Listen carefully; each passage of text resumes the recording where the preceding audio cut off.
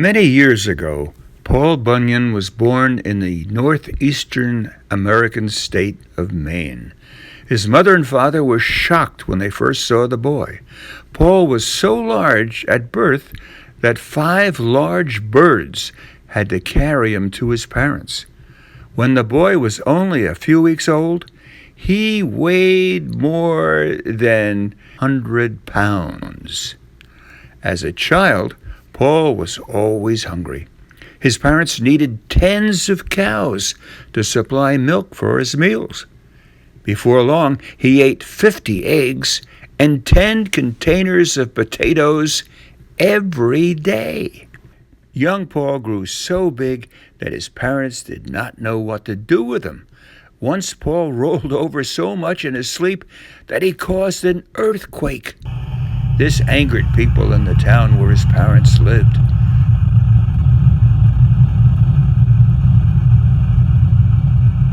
So the government told his mother and father they would have to move him somewhere else.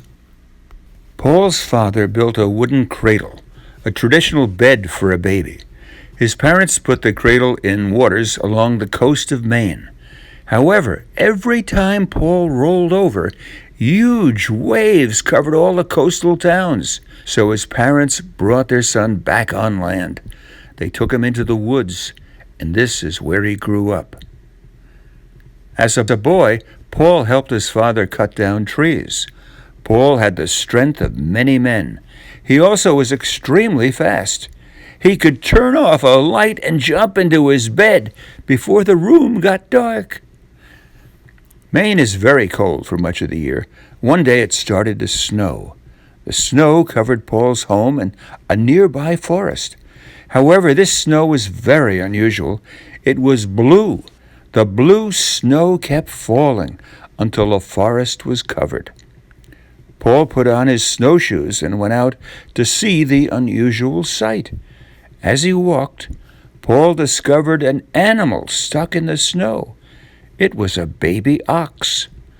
Paul decided to take the ox home with him. He put the animal near the fireplace. After the ox got warmer, his hair remained blue. Paul decided to keep the blue ox and named him Babe. Babe grew very quickly.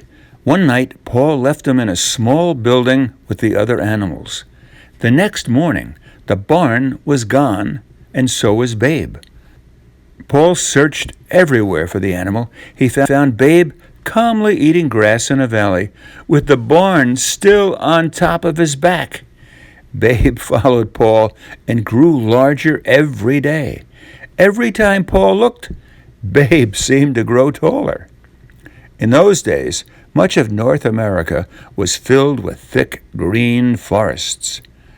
Paul Bunyan could clear large wooded areas with a single stroke of his large, sharp axe. Paul taught Babe to help with his work. Babe was very useful. For example, Paul had trouble removing trees along a road that was not straight. He decided to tie one end of the road to what remained of a tree on the ground, and Paul tied the other end to Babe. Babe dug his feet in the ground and pulled with all his strength until the road became straight. In time, Paul and Babe, the blue ox, left Maine and moved west to look for work in other forests. Along the way, Paul dug out the Great Lakes to provide drinking water for Babe. They settled in a camp near the Onion River in the state of Minnesota.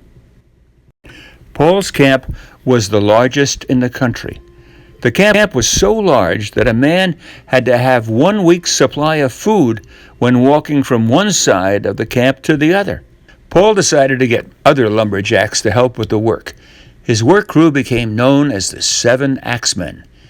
Each man was over 9 feet tall and weighed more than 1,000 pounds.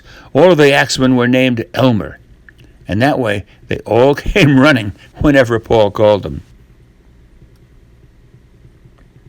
The man who cooked for the group was named Sourdough Sam. He made everything, except coffee, from sourdough, a substance used in making sourdough bread. Each or every Sunday, Paul and his crew ate hotcakes. Each hotcake was so large that it took 5 men to eat one. Paul usually had 10 or more hotcakes, depending on how hungry he was. The table where the men ate was so long that a server usually drove to one end of the table and stayed the night. The server drove back in the morning with a fresh load of food. Paul always gave Babe the blue ox a 35-kilogram piece of sugar when he was good. But sometimes Babe liked to play tricks. At night, Babe would make noises and hit the ground with his feet. The men at the camp would run out of the buildings where they slept, thinking it was an earthquake. When winter came, Babe had trouble finding enough food to eat. Snow covered everything, and only the blacksmith solved the problem. He made huge green sunglasses for Babe. When Babe wore the sunglasses, he thought the snow was grass. Before long, Babe was strong and healthy again.